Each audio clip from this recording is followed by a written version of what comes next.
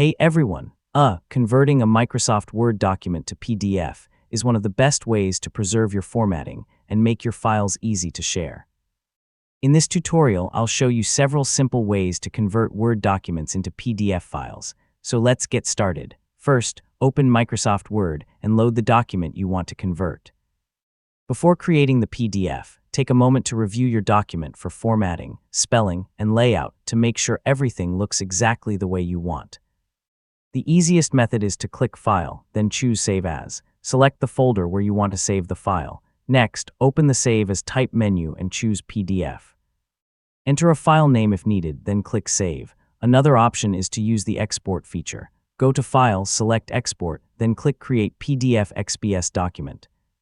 Choose the save location, confirm the file name, and select Publish to create your PDF. Before saving, you can adjust a few options. For example, choose whether to optimize the file for standard quality or a smaller file size. You can also decide whether to export the entire document or only specific pages. After the conversion is complete, open the PDF to verify that everything looks correct.